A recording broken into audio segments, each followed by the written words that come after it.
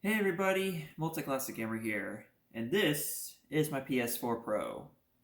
Someone requested in the last video that I do my PS4 collection next after the Intellivision collection, so why not? This is my first 8th generation console we'll be covering in this series, and obviously you can see another 8th gen console right next to it, as well as the PS2 back here, but that's not important. What's important is right here. I got my PS4 Pro back in 2016 for Christmas, actually. No, 2016. 2017, actually. I got this a year after it came out, and thanks to my mom, actually. I don't know how long it would have taken me to get it if it weren't for her, but yeah, I got it back then. And quite a few games to go with it, but to be honest, my collection with this console is not that big. This is pretty much it right here. This is the whole collection, so there's not a lot of games to go through here, but figured might as well do it anyways, just to include it in this series and whatnot. PS4 has been an excellent console so far.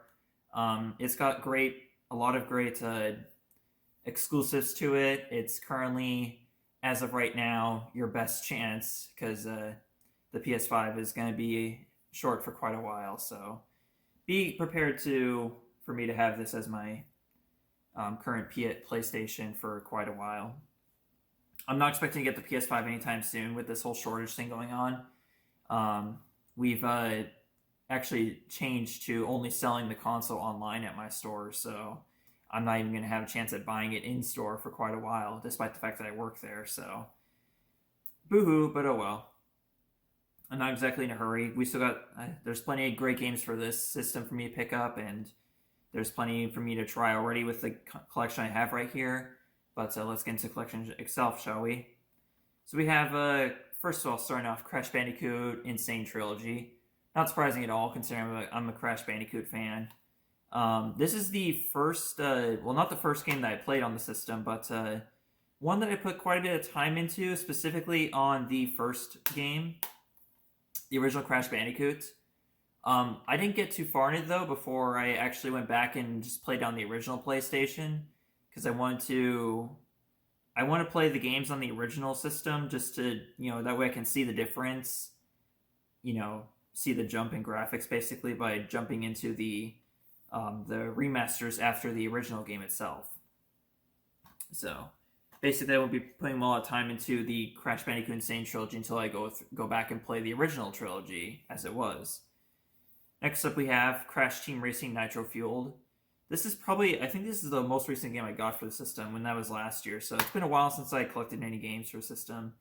I remember there was a lot of controversy surrounding this game because of the added not DLC. It was a paid content or whatever it is, like in-game purchases. Yeah, a lot of in-game purchases were added to this game after it had already been out for a while, like just long enough to where the reviewers had done their reviews of this game, like Some Call Me Johnny, Cadicarus, they all had their reviews out, and then right after they did their reviews and like they were all positive and stuff, they dropped the ball putting out these in-game purchases, and that got them really pissed off. And it's very understandable too, because in-game purchases I think are just a scummy move in general, because of the fact that like I already paid $60 for this game, I expect it to be complete as is. It's one thing to have like a free-to-play game and have all these in-game purchases, like that's understandable. You gotta make your money somehow. But this was just a scummy move on the, it's not the fault of the developers. It's more so like a publisher or I don't even know if it's the publisher's fault, but whoever's fault it was a pretty scummy move in general. And actually, I lied, because very next game is actually a very recent release, Crash Bandicoot 4. It's About Time. Now this one I'm not gonna play at all until I get through the first 3 games, and so it's gonna be a while.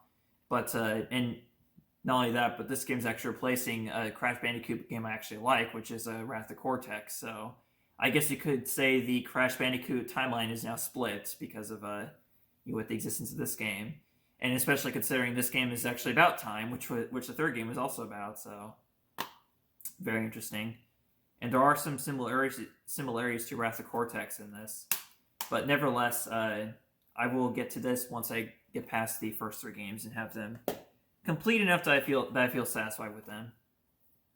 Okay, next up we have some games you might not expect from my collection, but anyways, they're here. This is Final Fantasy Type 0 HD. This was specifically because I just wanted to collect all the Final Fantasy games first, but I haven't played any of them before. I'm not exactly a hardcore Final Fantasy player. I've hardly played the series at all, but I'm very much interested in getting into this franchise at some point. So I figure might as well have the PS4 games out of the way first. Right here we have Final Fantasy X and X2 HD. Final Fantasy X was one of the, it's one of the few games in the franchise to get a direct sequel. And so to have both games and have HD remasters of them on one disc is pretty awesome. But I also have, as you know, the original 2 games on the PS2 version, so I might play this first, who knows. Next up we have Final Fantasy XIV, A Realm Reborn. I'm aware of the story of this game, like how basically it was originally released earlier, but it was extremely buggy or something like that. Like, people really hated the original Final Fantasy XIV, so this is a re-release of it, and it's an MMORPG. It's online only, basically. This game is specifically designed for online multiplayer, and I'm actually planning on playing this soon with my friend Orbit Girl, because she's really into this game apparently, and she told me it's really great. So I'll be playing online with friends basically in the future, near future actually. As well as this too, Grand Theft Auto 5. So here's the thing.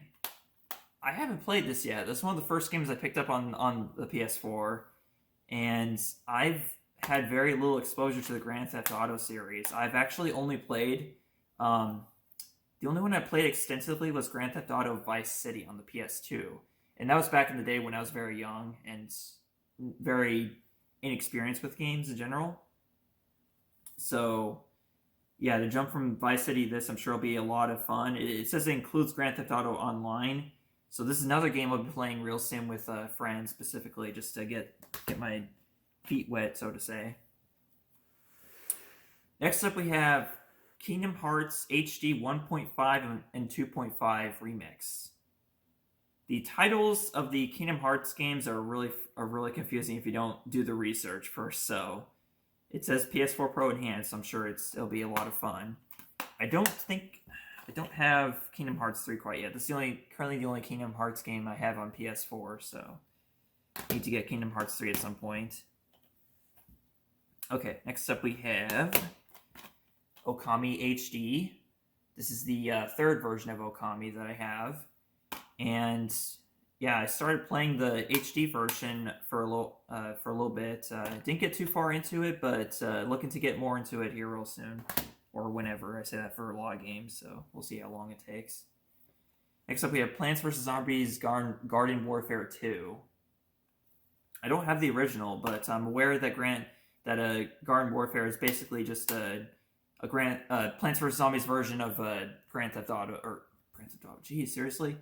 Call of Duty, basically. So it's a first-person shooter of sorts, but I'm sure it goes beyond that as well. Regardless, I'll have to get into these at some point as well. I've heard so many great things about these games. I haven't played them yet. I don't know why. Here we have Shadow of the Colossus, the PS4 remake. So, fun fact about Shadow of the Colossus, I actually recorded myself doing a blind Let's Play. I only recorded the first 2 episodes, but I record myself doing a blind Let's Play of the original Shadow of the Colossus on PS2. And I did that briefly over the summer in 2017 when I was borrowing a friend's PS2. And I don't know why I stopped, but I think I still have the recordings of the first 2 episodes, so who knows? I might continue it and actually eventually release it, but yeah, I just want to let you know that is a thing in a potential future Let's Play. But I guess, since I stopped doing it episode 2, I wonder if it would be just good to just start over with the PS4 version or what. But last I recall, though, I think I actually tried to play this and it just didn't work or something on my PS4. I'm not sure. I don't know. I'll have to look more into that. See if there's something wrong with the disc or it's just me or something. Next up, you're aware of this one: SpongeBob SquarePants Battle for Bikini Bottom Rehydrated. This was the second version that I played out of the out of all the releases, and this is the first positive experience I had with Rehydrate after playing the awful Switch version, which I don't recommend.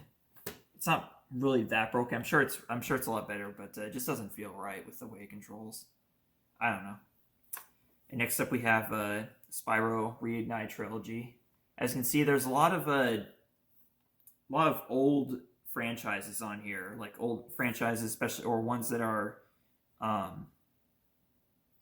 revived, basically. A lot of HD remasters and whatnot on here in my collection, so that's the common theme of it, basically. And lastly, the game I put the most time into on the PS4, Yooka-Laylee. This is one I consider doing a blind Let's Play of. It's probably not going to happen now that I've played it extensively, but who knows, I might only go back to it when I am doing a Let's Play, and then maybe the rest of the game will be blind or something like that. Basically, if you're wondering, I've got mostly through the first world, basically. But so far, I found it to be okay, essentially. And that's my whole PlayStation 4 collection. I don't have any digital exclusives, actually, or digital only releases. That's literally my whole collection right there. So, there are other games I'm thinking about getting, like Cyberpunk. I heard that's a really great game, but I'm honestly kind of hesitant because of what I've heard about from what I've seen of the gameplay wise. It's very buggy, and I would get the PC version, but as you know, this desktop right here, it's sitting over here. This desktop is 11 years old. There's no way in hell that's going to be able to run the game well. And even if it could, would I really want to take the risk? Because I've heard the horror stories of people trying to get refunds of the game because of how broken it is. My thought process is, why not just wait until they come out with the 9th generation console versions? Why not just wait until then and get on the PS5 or Xbox Series X? Sure, I could get the Xbox One version, maybe play on my Series X, and maybe that would play a lot better. I'm pointing my Series X like it's in another room, but it's there. Yeah, sure, it might play better on that, but I don't know. Again, is it worth the risk from what I've heard of that game? I don't know. I honestly don't know. Some of you are saying just get a new PC, but it's just, I can almost guarantee you getting a new PC is going to be a lot more expensive than getting a PS5 or whatever, or the money I've already spent on the Xbox Series X. But it's just gotta keep in mind I got stuff to worry about here. I got student loans paid off and crap, so I can't be spending like that crazy. But I have the money, but I just don't know if it's a good idea at this time. So that's where we stand with the PS4. I don't have any other extra cool stuff with it, like PlayStation VR or whatnot, which I know is not available on the PS5 yet. But basically, this will be until the PS5's shortage, slows down. Like the PS5 becomes a lot more readily available. I'll be playing whatever. Basically, as long as they continue to support the PlayStation 4, I will continue to get games for it and play it that way until I'm able to get a PS5. I'm content with that for now. As for current Xbox games, I can just get them on the actual new system for now. So I'm not in a hurry to get the PlayStation 5. I will get it whenever I get the opportunity to. But in the meantime, I'm not so impatient that I would give in to the scalpers. And I strongly recommend that you do the same. Do not give in to scalpers. If you have PlayStation 4, just stick with that for now. They'll be readily available at some point, And if you don't already have PS4, just get a PS4. You're better off getting that than giving it to scalpers, okay? That's my advice on the matter. And there will be, the next collection video will be the Wii. I actually recorded before recording it for this day, so there will actually be 2 vlogs from this day. But I decided to record this since the people suggested doing the PS4 version, or PS4 collection video next. So, with that out of the way, everyone, that's it for today. I'm going to make this a short video, that way it's easier to get it out to you faster and upload faster, because the Wii video, it's 40 minutes long, so it's going to be quite a handful to edit and get out to you. So, either way, thank you so much for watching today's vlog. Today's December 15th. So I had today and yesterday off. I work the next 3 days, and then I have Saturday off, which is crazy, which doesn't really happen that often, but yeah, I do. But we'll talk more about that in a later vlog. because I do have plans for Saturday. I'm very excited for. Got to basically me and my Philly United We Play members have established a weekly Saturday night game time, basically, which is it's been very helpful for all of us because with this whole pandemic going on, with me living over 1,000 miles away from them, it's great for us to stay connected, basically, as friends. So that's very important to me is that we stay connected, you know. And at any rate, y'all, I will see you guys in my next vlog, whenever that is. Thank you. Goodbye. Again, seriously with this,